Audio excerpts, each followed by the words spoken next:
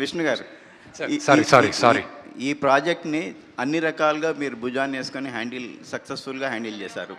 మొన్న అక్షయ్ కుమార్ చెప్పినట్టు మీలో ఒక డైరెక్టర్ ఉన్నాడు, త్వరలోనే డైరెక్టర్ అవుతాడు ఈయన అని ఒక మాట చెప్పాడు. మీరు ఎప్పుడు డైరెక్టర్ అవుతారు? నాకు రేపు కన్నప్ప రిజల్ట్ వచ్చిన తర్వాత ఊపిరి పీల్చుకున్న తర్వాత ఆలోచిస్తాను. అది ఇంకా అసలు మైండ్లో ప్రస్తుతానికి ఒక ఇన్సిడెంట్ జరిగింది ఒకసారి. అల్లరి రవిబాబు గారు ఉన్నారు కదా, అన్న నేను రోజు మార్నింగ్ 4:30 జిమ్లో కలుస్తూ ఉంటాం. రవణ్ అని పిలుస్తుంటాను నేను. ఒకరోజు పిలిచి ఒక 8 నెలల ముందు, అన్న నేను ఈ సినిమా టైం పడుతుంది, నాకు ఎలాగో రిలీజ్ అవ్వడానికి టైం పడుతుంది, లాస్ట్ అక్టోబర్ టైం పడుతుంది అని 9 ప్రాజెక్టులు రాశాను. అన్న ఇవి ప్రొడ్యూస్ చేయాలి, దీంట్లో నేను యాక్ట్ కానీ చేయాలన్నా, విఎఫ్ఎక్స్ హెవీ మూవీ అన్న, మీరు కొంచెం ఇది డైరెక్ట్ చేస్తే బాగుంటుంది, ఇది సలహా ఇవ్వాలన్నా మిగతా వాటికి. నేను 45 minutes మాట్లాడా ఆ ప్రాజెక్ట్స్ గురించి, వాటి గురించి, వీటి గురించి. అంతా విన్నాడు. నేరుగా వెళ్ళాడు బోర్డు పైన కన్నప్ప అని రాశాడు.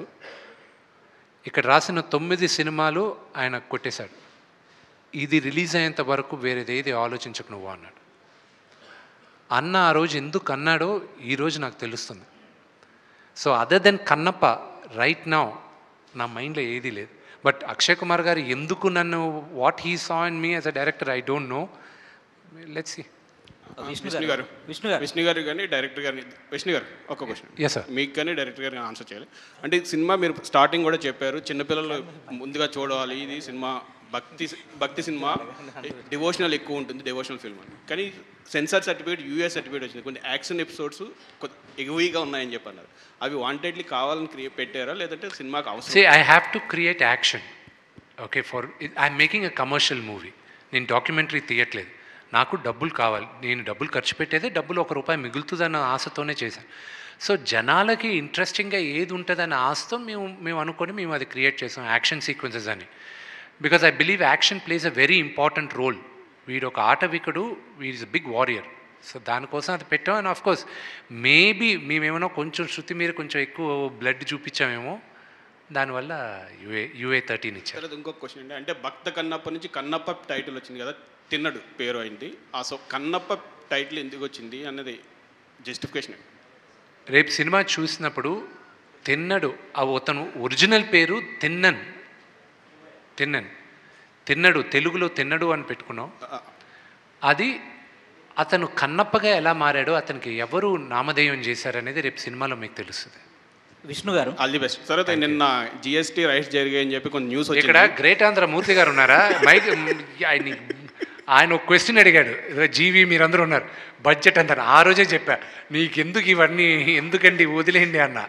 లేదు చెప్పు అన్నాడు. చెప్పాను, నిన్న వచ్చి నా ఆఫీస్లో కూర్చున్నారు GST వాళ్ళు. విష్ణు గారు all the best sir. Thank you. యాక్చువల్గా తిన్నడు ఎక్కడైతే పుట్టి పెరిగాడో మీరు ఆ ప్రాంతానికి సంబంధించిన వాళ్ళకు. అవునండి. సో ఆ పాత్ర గురించి మీరు తెలుసుకున్నప్పుడు, ఈ సినిమా చేసినప్పుడు, ఇంతమంది స్టార్స్తో పనిచేసినప్పుడు, ఈ సినిమా నుంచి ఒక యాక్టర్గా, యాజ్ ఏ హ్యూమన్గా ఏం నేర్చుకున్నారు మీరు, ఏం తెలుసుకున్నారు లైఫ్ గురించి? Very interesting question. జీవితంలో ఎక్కడో ఒకసారి ప్రతి ఒక్కరికి దేవుడు ఉన్నాడా అని ఒక క్వశ్చన్ మార్క్ వస్తుంది. దేవుడు ఉంటే ఇలాగ చేస్తాడా అని. ఆ క్వశ్చన్లో ఇంచి మళ్ళా పుట్టేదే అసలైన భక్తి. చిన్నప్పటి నుంచి మనందరం భక్తులుగానే ఉంటాం, కానీ somewhere down the line will question the existence of God. అసలు దేవుడే లేడనుకుంటాం మనం. అది ఎవరైనా మనకు దగ్గరున్న వాళ్ళు ఎవరినో పోయినప్పుడైనా, లేకపోతే ఇబ్బంది కలిగినప్పుడైనా, మనం కష్టపడింది ఫలితం రాలేనప్పుడైనా, ఇవన్నీ దాటినప్పుడే మనకు భక్తి వస్తుంది. కన్నప్ప రాసేటప్పుడు నాకు ప్రాబబ్లీ నేను ఆ కథలో లీనమై నేను రాసుకుంటూ వచ్చాను కానండి. సినిమా అంతా అయిన తర్వాత ఎడిట్ రూమ్లో చూసుకున్నప్పుడు, అప్పుడు దాకా నేను చేస్తున్నాను అనుకునేవాడిని. నేను అందరినీ న్యూజిలాండ్ తీసుకెళ్తాను. ఎడిటింగ్ రూమ్లో చూసిన తర్వాత నేనా ఇది చేసింది కాదు, ఇది శివాజ్ఞతో, శివలీలతోనే చేశాను. ఇది నేను సోలోగా విష్ణు మంచు కాదు చేసింది, ఇది ఆయన బ్లెస్సింగ్స్తో చేసింది అని వెరీ స్ట్రాంగ్గా నమ్ముతున్నా. నిన్నటితో 12 జ్యోతిర్లింగాలు తిరిగేశాం. నా లైఫ్లో ఇప్పుడు పాజిటివిటీ తప్ప ఇంకా ఏదీ లేదు అని అది వెరీ స్ట్రాంగ్గా నమ్ముతున్నాను. నేను ఇప్పుడు ఈరోజు టికెట్లు కూడా 24 గంటల్లో నా సినిమాకి ఇంత 1,00,000 చిల్లర టికెట్లు అమ్ముడుపోయాయంటే ఇది శివలీలాగే భావిస్తున్నాను నేను. ఇంకొకటి కృష్ణంరాజు గారు చేసిన సినిమాలో, అంటే కృష్ణంరాజు గారు ఇంతకుముందు చేసిన భక్త కన్నప్ప తర్వాత 50 సంవత్సరాల తర్వాత ఆయన వారసుడు మీ సినిమాలో రావడం అనేది కూడా అది కాకతాళీయంగా అదృష్టం అండి, అది ప్యూర్ అదృష్టం. ఈ సినిమా చేస్తానని అనౌన్స్ చేసినప్పుడు కూడా ఆయన బెస్ట్ విషెస్ చెప్పడం, ఆయన ఆశీర్వాదం ఇవ్వడం కూడా నా అదృష్టం. విష్ణు గారు, ఇటువంటి డివోషనల్ మూవీ చేసినప్పుడు అదే భక్తరసం సినిమా చేసినప్పుడు కొంచెం నిష్టగా నియమంగా చేస్తాను. ఇందాకే మీరు బాడీ పర్సనాలిటీ గురించి నేను నాన్ వెజ్ తింటా అని చెప్పారు, ఓపెన్ అయ్యారు. అంటే మీరు అసలు మామూలుగా దేవుడిని పూజిస్తూ ఉంటారా? రోజులో మా ఇంట్లో పూజ చేయకుండా బయటకు వెళ్ళే ప్రసక్తే లేదు. మా నాన్నగారు అయితే 20-30 నిమిషాలు చేస్తారు, నేను ఒక 10 నిమిషాలు చేస్తాను. నాన్నగారు అలాగే దైవ సన్నిధానానికి ప్రెసిడెంట్, ఆల్రెడీ చైర్మన్గా ఇప్పుడు 2 టర్మ్ నుంచి కంటిన్యూ అవుతున్నారు. ఆ వారసత్వం కూడా తీసుకుంటారా? అది ఎప్పుడో నాన్నగారు రిజైన్ చేస్తారు. కన్నప్ప 2 this is విష్ణు గారు ప్రజావాణి. సక్సెస్ అయితే పార్ట్ 2 కన్నప్ప 2 ఎక్స్పెక్ట్ చేయొచ్చా? దానికి ఏమైనా లింక్ అప్ ఏమైనా ఉందా? దాని పార్ట్ 2 ఎలా శివుడిలో లీనమైన తర్వాత ఇంకేం పార్ట్ 2 ఉంటుంది?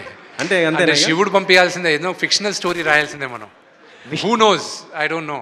ఏమైనా రేపు రాయొచ్చు ఒక సూపర్ హీరో స్టోరీ లాగా.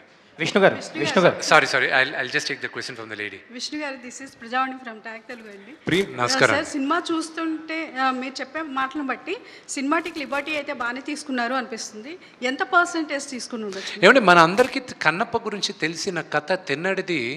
ఒక నాస్తికుడు దేవుడు భక్తుడయ్యాడు, దేవుడు పరీక్షించాడు, ఆ పరీక్షలో ఇతను కన్ను తీసి ఇచ్చాడు దేవుడికి, అంతే తెలుసు. దాని తర్వాత శివులో లీనమయ్యాడు.